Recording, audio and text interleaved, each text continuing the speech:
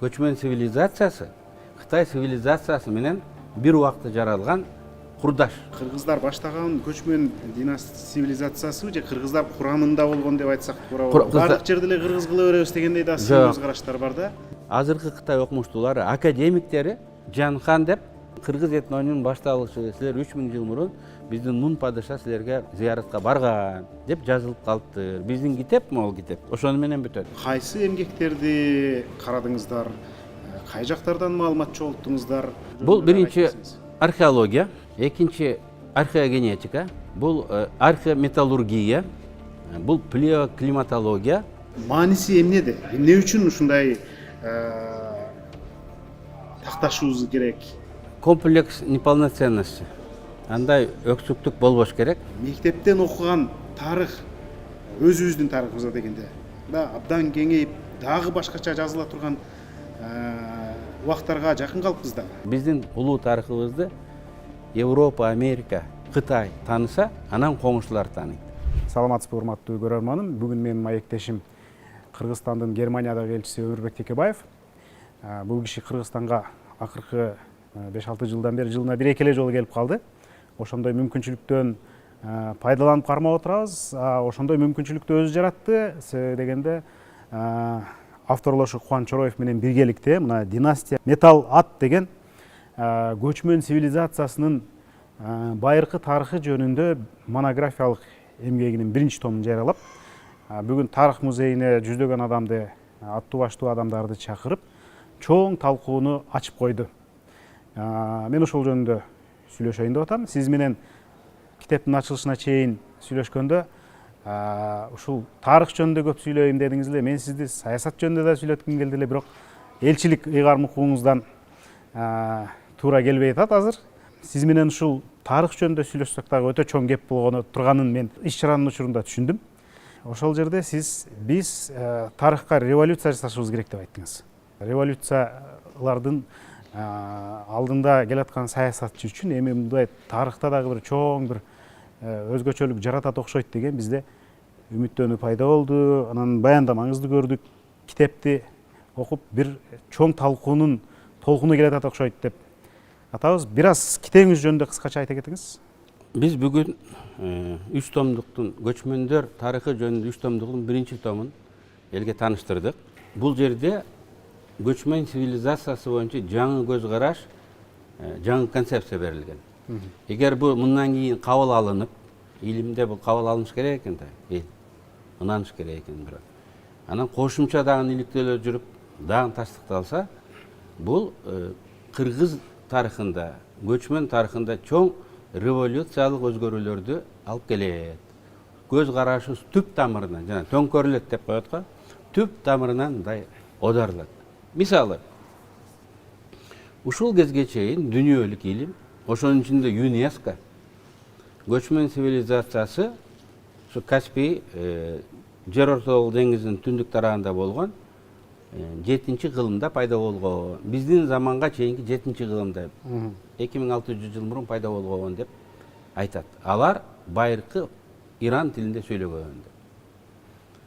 Биз айтып атабыз, жок, андай эмес. Андан 1000 жыл мурун Алтай Алатоодо пайда болгон деп картасын чийип көргөзүп атабыз. Эмне менен далилдеп атабыз? Эмнелерге таянып? Эмнелерге? Бул биринчи материалдык далилдер, бул археология. Ошол жерде кыргыз сур, кыргыз мүрзөлөрү деген чоң монументалдык, ритуалдык курулуштар бар. Бул Бугуташ. Бул Байкалдан баштап бизге Сузакка чейин, ар жагы Синьцзяндын теги Гималайга чейин, Хиндукушка чейин жайылып жатат. Бул бир маданият, көз карашы, дүйнө таанымы, өлгөндүн ыйы менен ыры бир деп коет го. Өлгөндүн бирдей ырым-жырым менен коет, тирүүсүн бирдей салт менен ардактайт. Бул бир маданият чөлкөм. Экинчиси археогенетика акыркы кезде көп ачылыштар жасады. Ошол жерден казып алынган сөөгдөр бүгүнкү кыргыздардын 60-70%-биздин генибизден чыгып атат. Алар биздин түз биологиялык ата бабаларыбыз болуп чыгып атат. Бул 3000-4000 жыл мурун болуп отурат. Анан сөз болот. Цивилизациянын өзүнүн белгилери бар. Ошол белгилеринин бири анын коңшу колоңдору болгон таасири. 3000-4000 жыл мурун Кытай цивилизациясы да эми жарала баштаган экен. Көчмөн цивилизациясы Кытай цивилизациясы менен бир убакта жаралган курдаш. Тең ата болгон цивилизация болгон. Кытайлар менен Кытай цивилизациясы менен 3500 жыл мурундан баштап алыш беришибиз болгонун археология, батыш окумуштуулары далилдеп отурат. Биз аларга ат бергенбиз, аларга курал жарак бергенбиз, аларга металл бергенбиз. Ошолардын баары археологиялык табылгалардан чыгып атат. Азыр жаңы методикалар пайда болгон. Изотопно геохимический метод деген бар. Ал металл кайсыл жерден казылып алган? Мисалы Кытайдын падышасынын мүрзөсүнөн табылган металл кайсы жерден казылып алынган десең, Алтайдан казылып алганы далилденип атат. Анын стилин карап туруп, муну кайсы уста жасады экен десе, көчмөн уста жасаганы көрүнүп турат. Şu Kıtay'ın ошол кездеги падышалары, Чжоу династиясынын падышалары өзлөрүнүн ак сөөктөрүн көмгөндө көчмөндөрчө кое башташат. Аны менен кошо анын атын, арабасын, курал жарагын коюп, көчмөндөрдү турай баштайт. Көрүп келген. Анан алар бийликти басып алышып, 3000 жыл мурун Чан деген династияны кулатып, өзлөрү келгенден кийин алар теңирчилик идеясын Кытайга алып келет. То есть курал жарак эмес, сакралдык дүйнө тааным боюнча дагы идеология Кытайга келип отурат. Ошентип 3000-4000 жыл мурун биз Кытай менен алмашуубуз мындай тең ата десек болот. Биз эл алардан алып, биз да аларга берген. Мисалы аттар азыр стронций изотоптук деген иликтөөлөр бар экен. Мисалы аттын тишин карап туруп, ошол ат кайерден төрөлүп, биринчи чөптү кайсыл жерде ошол төрөлгөн жерин алат. Ошол аныктаса болот. Ол ушу Алтайдан төрөлүп, Алтайдан табылып, анан сатылып Кытайга барып, Кытай падышасы союп, или аны гөмөттөн эмесиндечи, аягына, мүрзөсүнүн аягына. Ошонун аттар кайдан келгенин тактасы болот. Аттардын баары көчмөндөрдөн, ошол мен айткан жанагы тоо тала коридорунан ушул жака барып отурат. Ошентип биз өзүбүздүн китепте бир нече революциялык мен жаңылык дедим. Ачылыш дегенен бир аз катуу болуп калат. Революциялык жаңылыгыбыз. Биринчиден көчмөндөр 1000 жыл мурун Саян Алтайда пайда болгон. Жерин дагы, убактысын дагы биз жылдырдык. Жер ортолук деңизден бияка. Алар бир 500 000 жыл өткөндөн кийин жаңы тилде прото-кыргыз. Прото-кыргыз тилинде сүйлөгөн. Скиф дүйнөсү ошол көчмөндөрдүн түздөн түз мураскерлери болгон. Скифтердин сөөктөрү да биздики болуп чыгып атат. Алар дагы так ошол ядрода пайда болгон. Анан ошондон кийин алар батышка тараган. Батыш скифтери Алтай скифтерине караганда 200-300 жыл кийин пайда болгон. Анан эң негизги скиф маданияты, скиф матрицасы чыгышка тараган, Манчжурияны көздөй түндүк Кытайга чейин. Анан ал жактан кошулуп Кытайдын таасири менен алар кийинчерээк скиф дүйнөсүнөн кийин алар хунну болуп, анан кийин монголдорго чейин ошол жактан келген. Ал да дүйнөнү өзгөрткөн. Ошентип кыргыздар баштаган көчмөн цивилизациясы Евразия континентин Испанияга чейин басып алышканда, Кытай, Вьетнам, Малайзияга чейин Евразия континентинин тарыхын аныктап турган. Бүгүнкү Кытайдын акыркы 2000 жылынын 1000 жылын көчмөн династиялар башкарган. Кыргыздар баштаган көчмөн цивилизациясы же кыргыздар курамында болгон деп айтсак туура болот. Бардык жерде эле кыргыз кыла беребиз дегендей да өз караштар бар да. Биз эми башында албетте кыргызда көп мындай уруулар болгон. Бирок башкаруучу элитасы көпчүлүгү, жарымынан көбү биздин генетикалык ата бабаларыбыз болгон. Мен кыргыз деп айтпай, генетикалык бабаларыбыз. Ата тегибиз бир. Кыргыз деген аталыш, кыргыз деген этноним. Ал кезде мен аны айта албайм, ана этнонимди айта албайбыз да, бирок чөөгү кылган кылыгы, маданияты мындай биздики болуп чыгып атат да. Анан Бирок азыркы заманда жазма тарыхтын заманында кантип аталды экен деген ал жазылып калыш керек. Ошону 3000 жыл мурун Му деген Кытайдын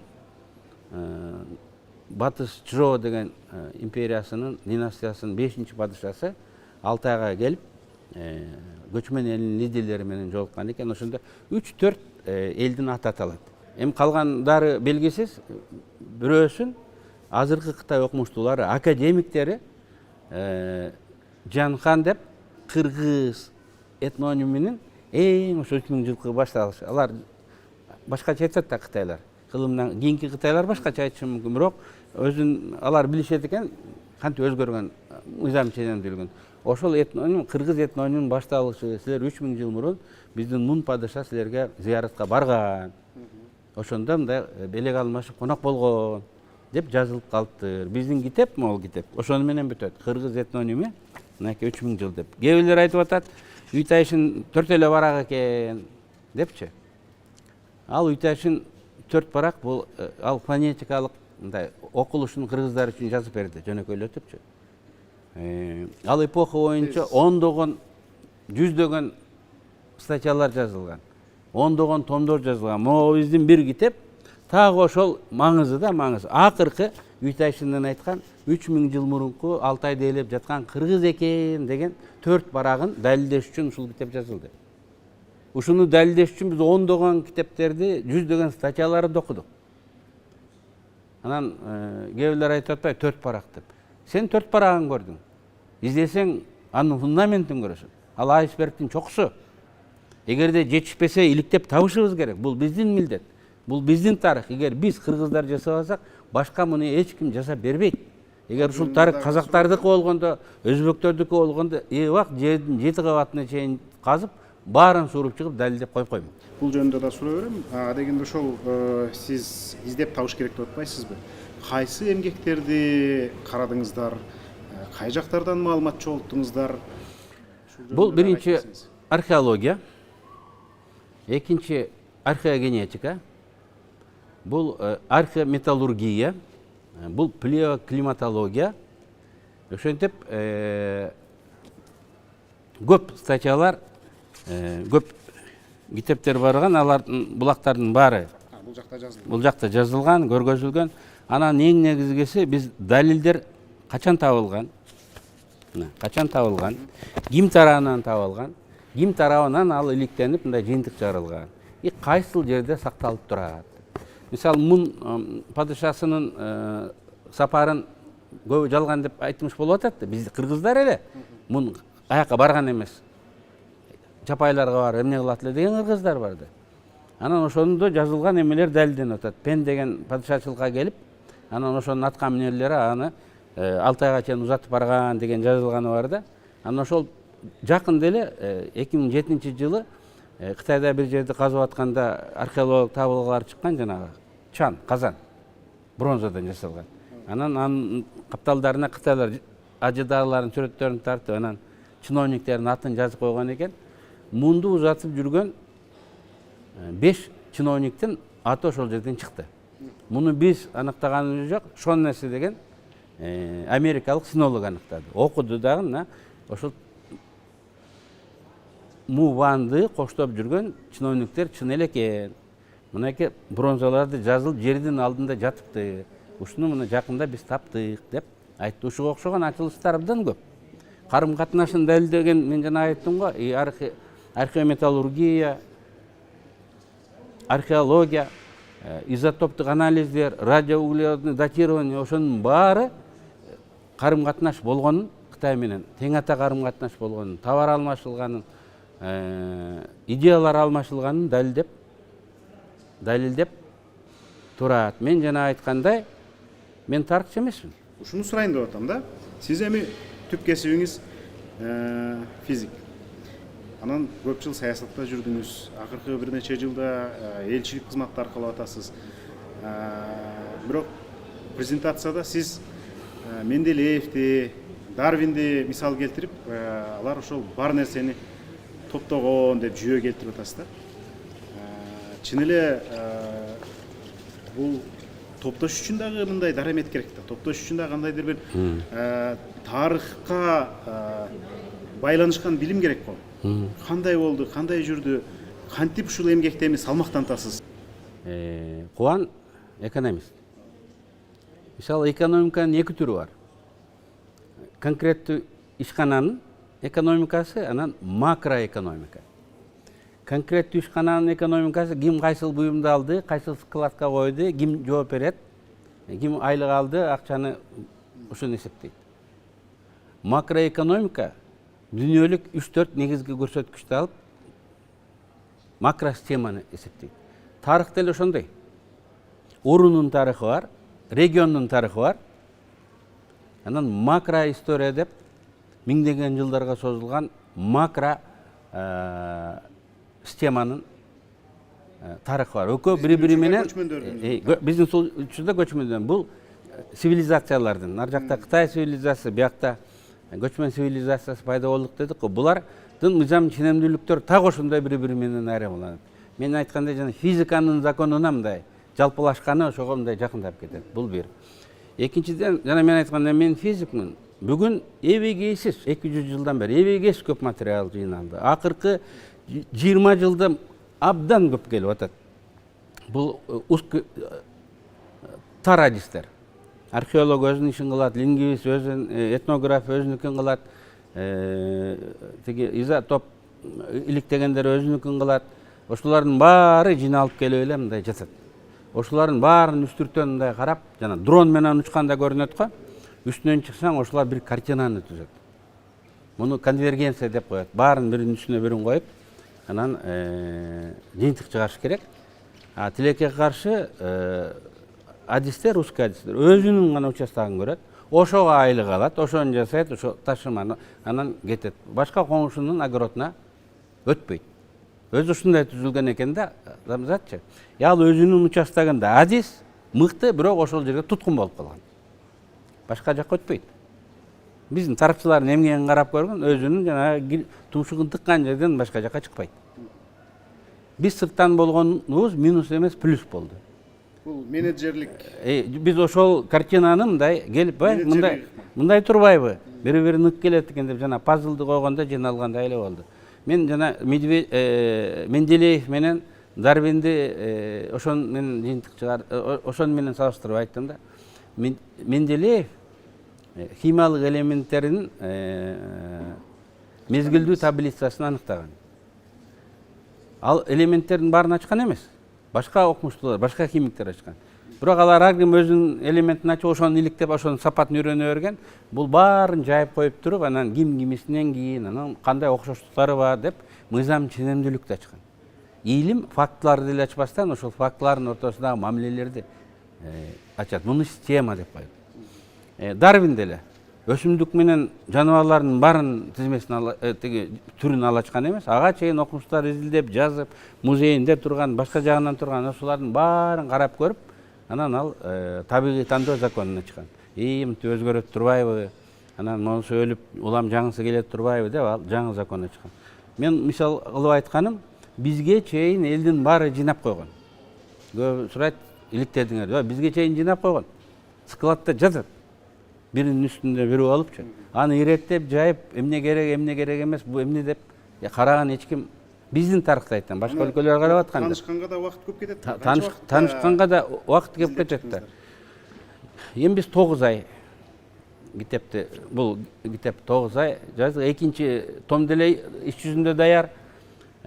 Бул 9 ай иштедик. Бирок биз жаңы технологияларды пайдаландык. Эски заман болгондо мен өмүрүм буга жетмек эмес. Чогултканга деле. Чогулткан. Мен Пекиндин библиотекасына качан бармакмын? Ал жерден ким мага которуп берет деп көзүмдү жалдаратып качан отурмакмын? Ленинградтын же Самаранын же тиги Владивосток, Новосибирскийден окумуштуулардын мага керектүү статьяларын кайдан алмакмын? Качан барып кыдырып келмекмин? Бүгүнүн баары цифрлашкан мирде аларды издеп тапса болот. Англис тилин, венгр тилин, Кытай тилин которо окусаң болот. Мына ошентип таблицаларды системалаштырсаң болот. Дагы бир нерсе, биздин тарыхыбызды өзүбүз иликтешибиз керек, өзүбүз изилдешибиз керек деген бул жерде дагы сөздөр айтылды, негизи мазмуну ушунда да жатат. Буга чейин башка окумуштуулар көп эмгек сиңиришти да. ооба Абрамзон, ооба Радловдор. Анан бир кызык мисалда казактар Назарбаевдин тушунан бери эле чет өлкөлөргө чыгып изилдеп тактап, мына эми жакында Алтын Орда биздики болгон деп айтып, мындай маанини бекемдеп коюшту. Башка деле кошуналарыбыз ошондой өздөрүнүн тарыхы жөнүндө мындай амбициялуу маалыматтарды жарыялап атышат. Сиз мына ушундай учурда биз дагы ушундай амбициялуу маалыматты бөлүшөбүз, аны булар менен далилдейбиз деп мындай түрдүү илимдик далилдерди келтирип атасыз. Мааниси эмнеде? Эмне үчүн ушундай такташуубуз керек? Бул бизге эмне үчүн керек? Комплекс неполноценности. Андай өксүктүк болбош керек. Эгер өксүгү бар адамдан чоң адам, ийгиликтүү адам чыкпайт. Мен ошентип ойлойм. Биз кыргыз дегенден уялбашыбыз керек. Биз көчмөнбүз дегенден уялбашыбыз керек. Биз азиатпыз дегенден уялбашыбыз керек. Биз дүңгүрөтүп, дүйнөнү өзгөрткөн тарыхы бар экенибизди, ошондой элдин тукум экенин билишибиз керек. Ошондо биз уялбайбыз. Эгер биз өзүбүздүн тарыхыбыз менен, ата бабабыз менен сыймыктансак, бул бизге ишеним берет. Бул бизге амбиция берет. Бул бизге жакшы бийик максат койгонго жардам берет. Демек, мотивация ошончо чоң күчтүү болот. Чоң тарыхың болсо, сыймыктуу ата бабаң болсо, кеңири келечек курганга мүмкүнчүлүк ачылат. Ошон үчүн мен биринчи кезекте ар бир адам үчүн, ар бир улут үчүн 3 сезимди бөлүп койгум келет да. Сыймык, милдет, намыс. Ушул 3 сөздү мындай болгум келет. Анан көп айтат, 3000, 4000 жылды карайбы, бүгүнкү заман келечек кандай болот, биз деп айтат. Ал формула бүгүнкү күнгө деле колдонулат. Бүгүн да биз сыймыктанышыбыз керек. Сыймыктана турган нерселерибиз болуш керек. Алар бар, аны биз көрө билишибиз керек. Таба билишибиз керек.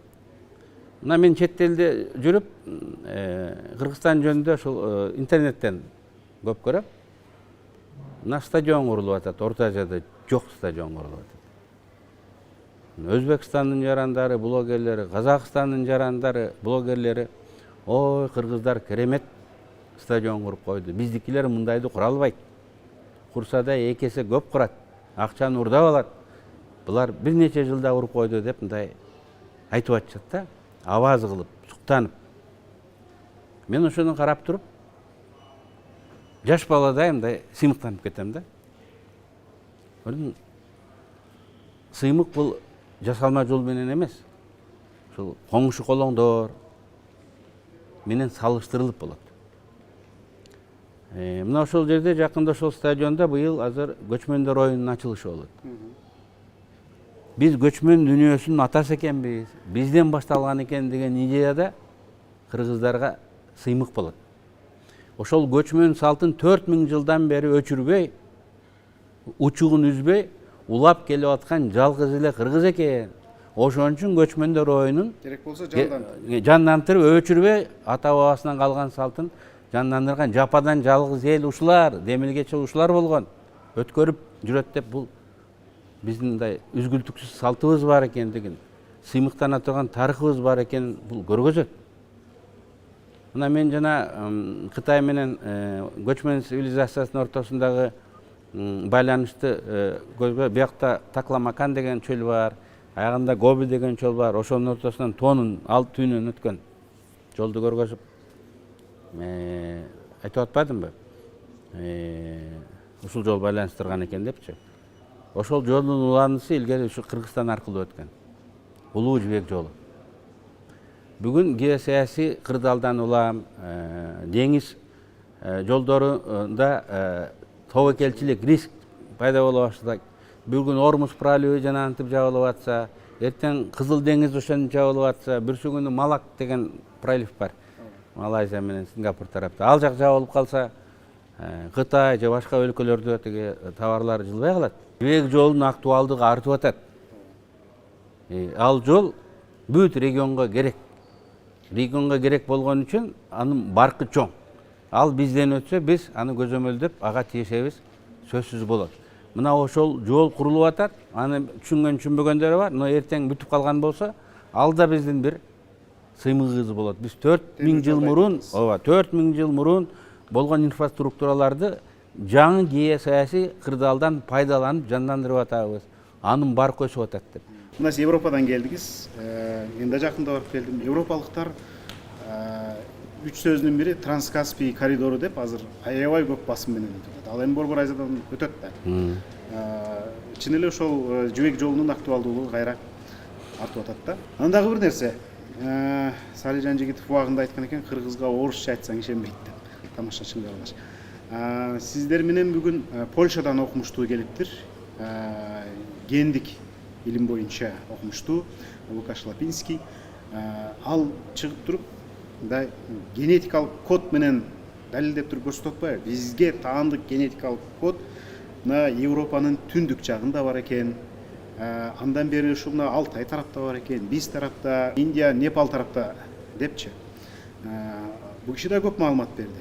Анан бул киши айтып атат, Лукаш Лапинский айтпадыбы, 2014 жылдан баштап гана генди терең, кенен иликтегенге технологиялар, мүмкүнчүлүктөр ачылды депчи.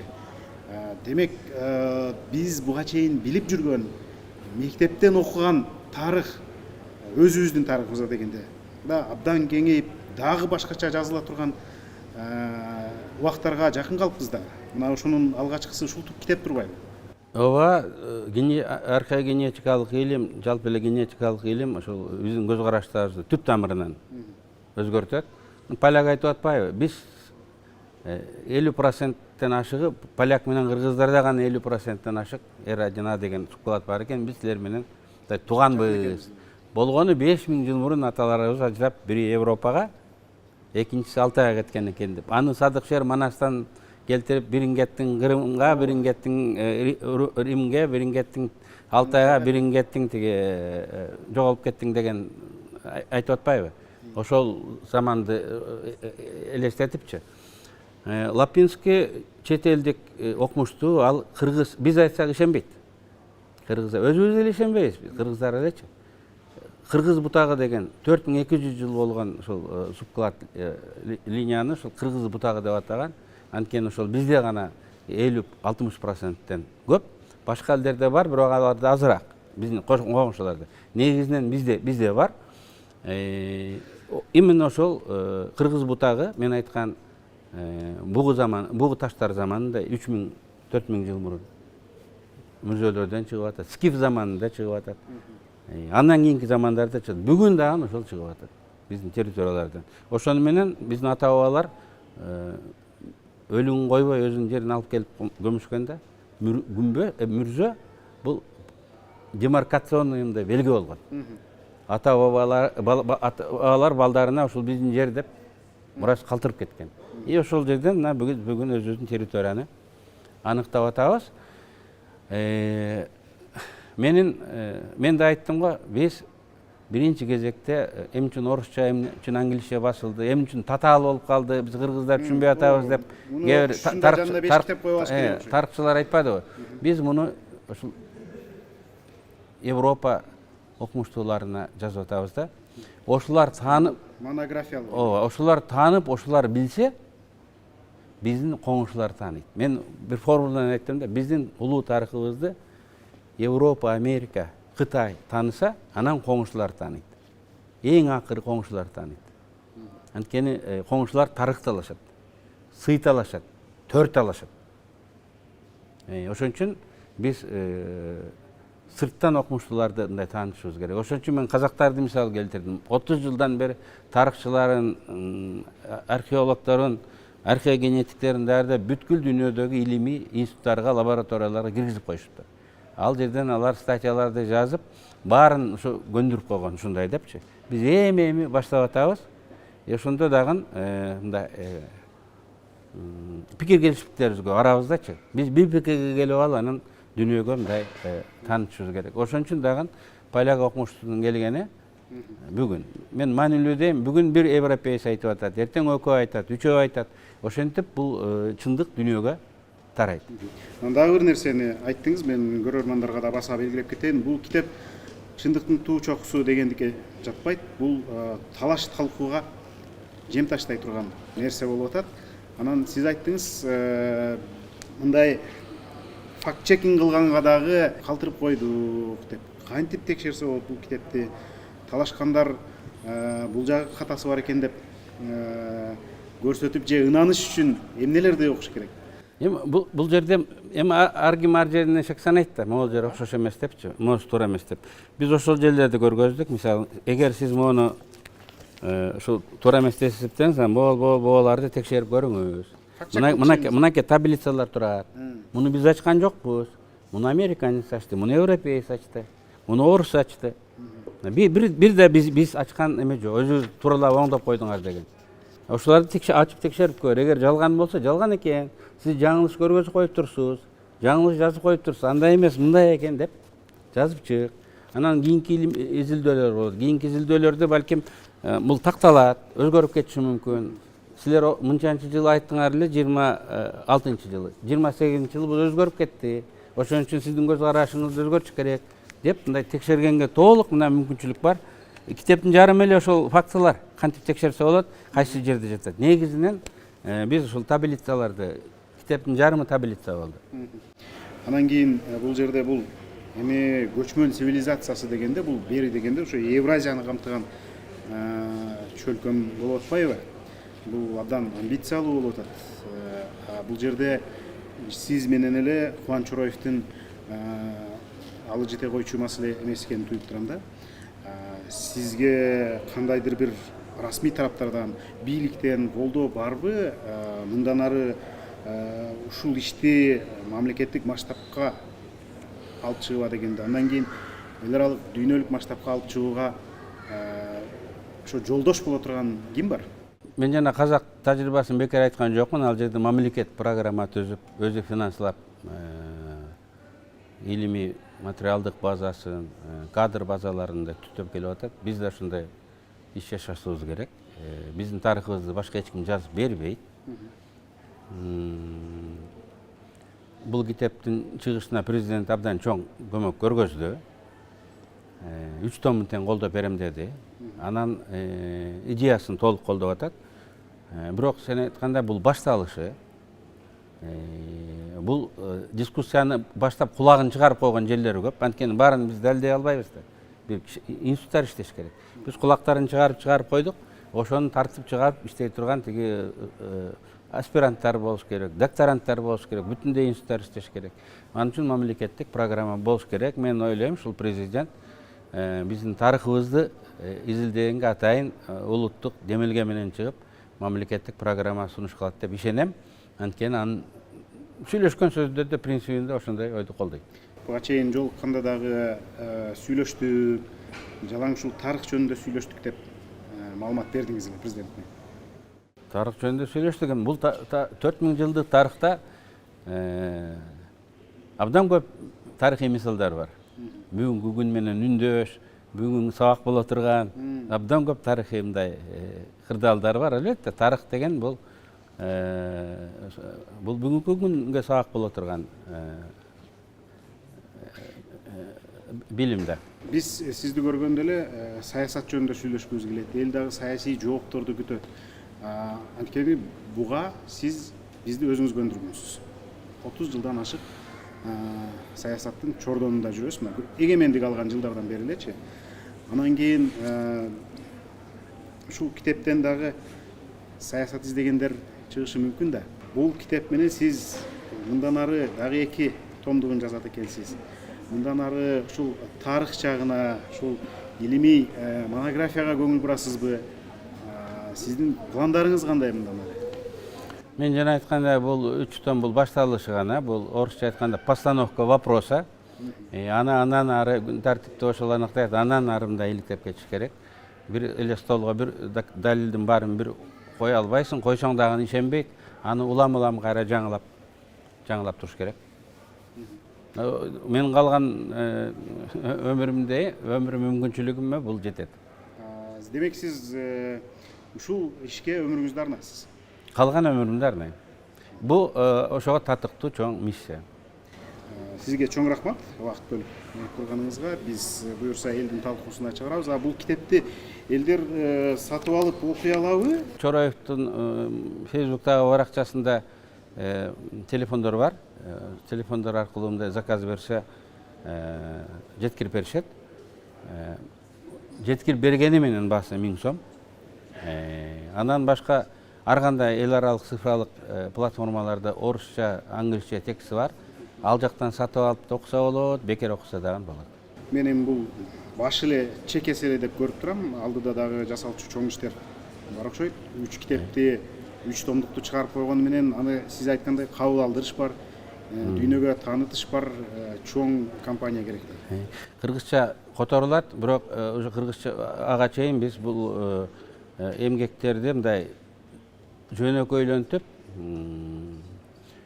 мектептеги балдар, аксакалдар, үйдө олтурган дома хозяйкалар түшүнгөндөй мындай деңгээлге, жалпак тилге салып түшүрүш керек. Мен жана айткандай бул эл аралык адистер менен талашуу, далил дискуссия, далилдөө үчүн болгондуктан ушундай болуп калды. Ал эми кыргыз окурмандарына биз түшүнүктүү, жөнөкөй кылып беребиз.